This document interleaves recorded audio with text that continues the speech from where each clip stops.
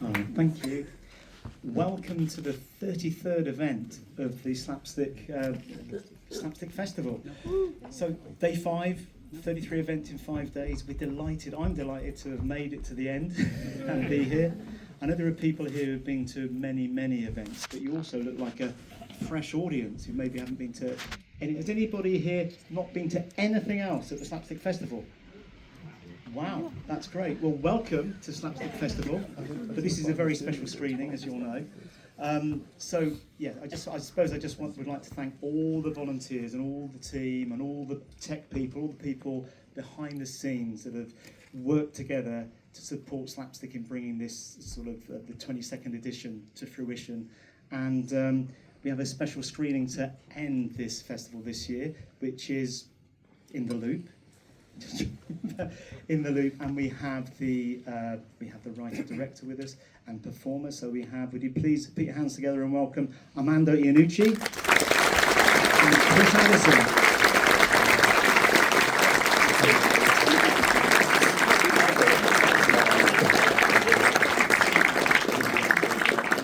Hello. I'm not going to do lots of magic tricks. This is just my bag. Just security, you just don't look trustworthy. Yeah. It looks like we're in something like Waiting for Godot or something. A very under-rehearsed production of Waiting for Godot. Yeah. I've been doing events all day, and some of you just haven't been to them. So no, it's lovely to. Have you watched this film recently? No, not in years and years and years. Yeah, I don't like it. Not my sort of thing. I find politics a bit boring. Yes. I don't like swearing. No. I was just reminding Chris of when this film was premiered in New York. Billy Connolly was there because he was living in New York at the time, and I'd never met him. He was a big hero of mine, and we went to the same primary school, not at the same time, but he was I was at this school when he was becoming famous in Scotland, and the teachers were telling us we weren't to listen to his tapes because they were blasphemous, and it was actually a sin to listen to Billy Connolly. And then when he became internationally renowned, he was invited back to the school. But I remember meeting him at this New York screening, and the first thing he went to me, "My God, the swearing! Oh my God, you're Billy Connolly." Anyway, there's lots of swearing in it, which is some of you might find amusing. Yes. So, what are the things people usually want to know about this film on? I suppose one of them is this comes right in the middle of making the thick of it. So, how has that come about? A number of reasons. We had put the thick of it on pause because Chris Langham was up for a child sex offence. To me, in his defence, was quite a bad barrister. He went down. Yes. And I thought, what should we do? Well, the trial took forever. You did ask. Yeah. Keep it light on. Keep it light. So I thought, why don't I make a film with the others? But I was obsessed. The original kind of impulse behind the thick of it was my anger at something like the Iraq War, but I didn't channel that. Tony Blair, despite all the evidence going for this thing that just led to just unending misery that we still haven't really sorted yet. But I didn't put that into the thick of it. But I thought, why don't make a film where we look at that story? So it is basically a story about the British government siding with the American government over an invasion in a Middle Eastern country, unnamed.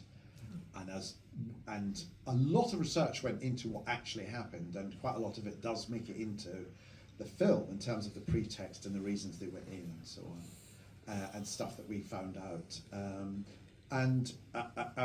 That was it really. I wanted to make that film. I wanted to tell that story, and I thought, well, in the thick of it, I've already got the kind of the template for it, and it might be quite fun to then have an American version of them as well, and see the two sides kind of act off each other. Was that quite an early thought then that Yes. you'd expand? Yeah. Transatlantic. And then weirdly, I had been in discussions with James Gandolfini about something else, and when I thought, we need this Pentagon general, I asked him to do it, and he said yes. And you'll see when he appears, one of the first questions that's asked of him is something like, "Have you ever killed anyone?" and James Gallagher said to me that when he saw the script, he went off to the Pentagon because he wants to do research. And I suppose when someone like him rings up and says, "Hi, I'm James Gallagher, can I come and watch?" Yeah, great. So he watched. Please don't shoot me. But he did say to someone at the Pentagon, "Have you ever killed anyone?" And the guy said, let me think, "Bob, have I ever killed anyone?" All right, yes, I have. So anyway, that's in. Also, we discovered that Peter Capaldi is very funny when he runs. So we got him to run a lot. He's very, very funny when he runs. Yes. Completely unintentionally.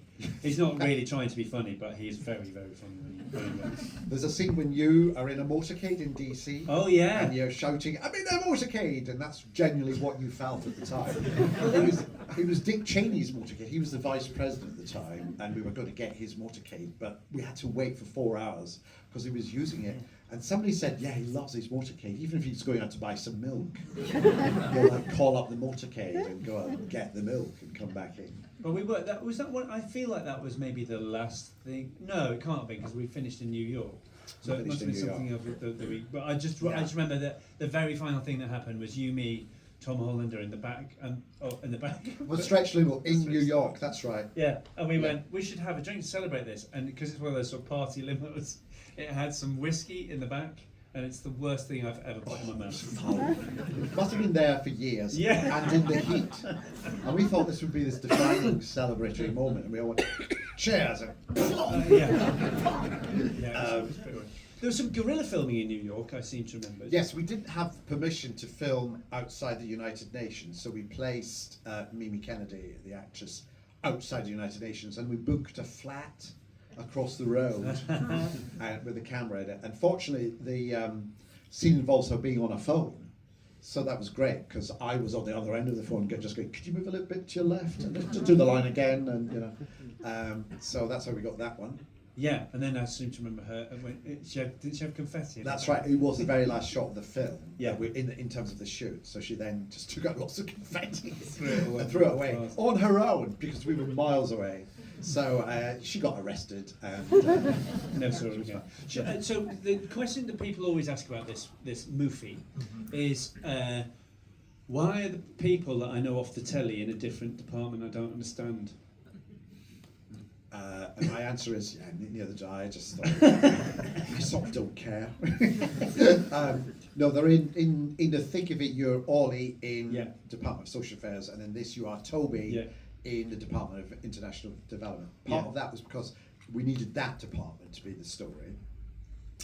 I could have, I suppose, just have kept the name and say you'd been seconded, but I quite liked the idea of people on the internet trying to work out why the change. To which is, it's just a film. I mean, none of it's real. Just to worry about something else. So that's my answer. It didn't feel very different as a process. It didn't feel like. Obviously, it's bigger in scale in the sense that we did go and film in America, and obviously Jim's in it, and Mimi and other absolutely superb, Jack Woods is in it, and Anna. But other than that, it did feel as a process like it wasn't bigger. Was that a specific? Yes, I didn't want it to. Sometimes you get these sitcoms that then do their film version. It's like, and when it's always they go abroad. Yeah. I thought, oh God, that's what we are doing. Yeah. So let's not try and do that, and therefore let's throw lots of money and crane shots and and get all over excited about it. Let's keep it to the spirit of what we do, which is try and keep it grounded in a kind of verite naturalism, and yet the writing is hopefully amusing and detailed, and actually there's an accuracy. We did do a lot of research about the actual build up to the somebody tell me that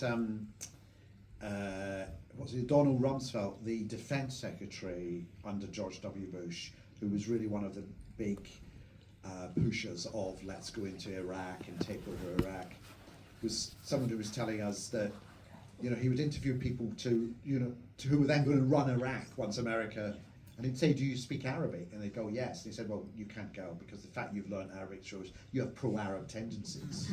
So, you know, for the first 6 months after the topple, it was just run with people who didn't know the language and were getting things wrong.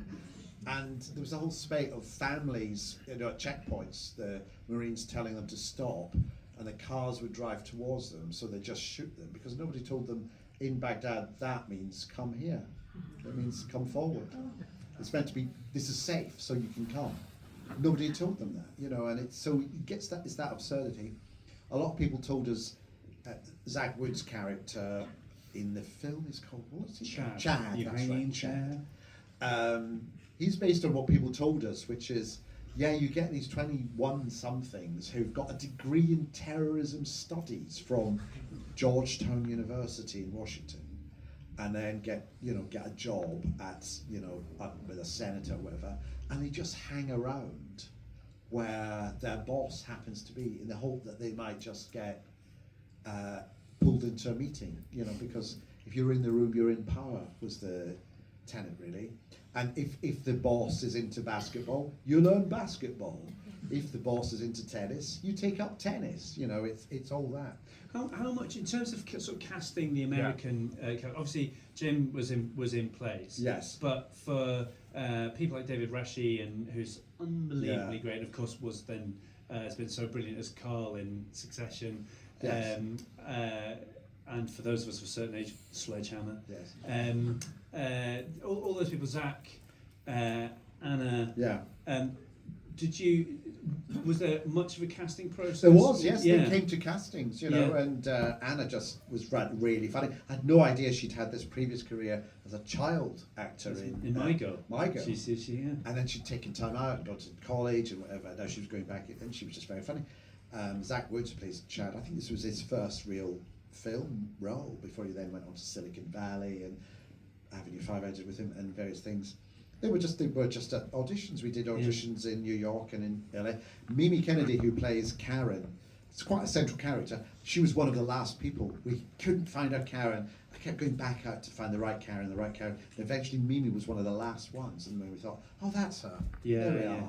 And she's great. She's so perfect. The Americans are incredible. They sort of slot right in. Yeah. And so I often wonder whether it's because improv is such a huge thing in the States. Like improvisation is a massive part of the comedy culture, which it isn't here. Yeah. And we'd used it in Thick of It and this and so on. And I often wonder whether, like Zach obviously is an unbelievable improviser, but whether that, how much of that is what they bring. Yes. And what was interesting, when we first did rehearsals with everyone, each side was slightly wary of the other. I thought the Brits would be wary of the Americans, especially James Gandolfini. But actually, Jim was a big fan of the show, so he was nervous of Peter Capaldi. He was like, "I know this guy. I mean, he's great. He's great." It's like, and it was so funny that they were both kind of, "Oh, he's my hero," to each other. Yeah. It was one of my favourite memories of that time. So we rehearsed in this kind of corporate hotel in Midtown Manhattan, just by Grand Central Station, and Peter was late. He was a couple of days late, wasn't he? Because he was making The Devil's Hall with Andrea Riseborough in South Africa.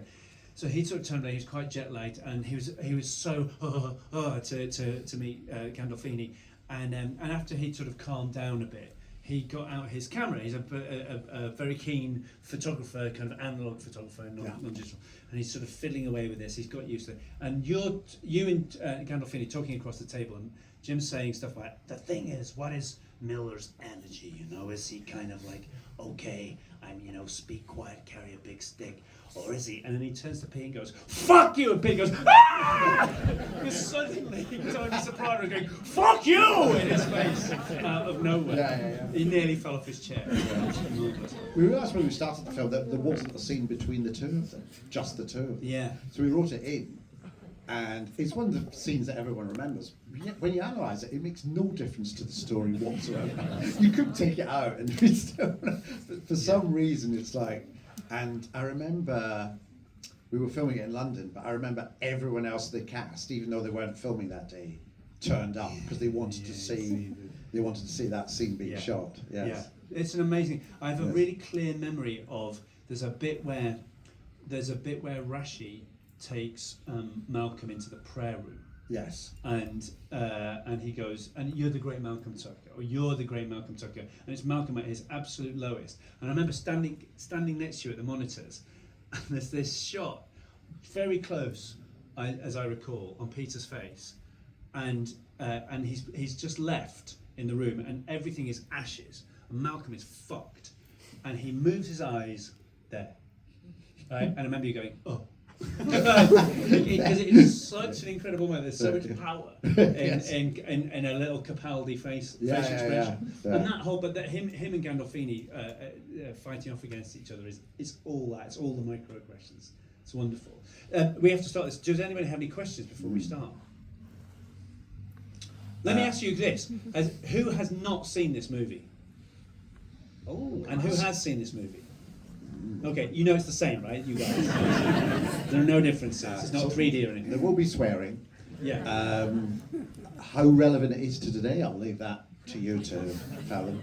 Yeah. I just remember my one abiding memory of making the film was there's a scene pretty early on where Karen, so Mimi Kennedy and James Gandolfini are in a children's bedroom working out war numbers using children's toys. And it's a funny scene, but it was shot. The set is actually in a squash court in Wembley, near Wembley. You wouldn't know that. But what that meant was, again, half the cast were upstairs in the viewing platform.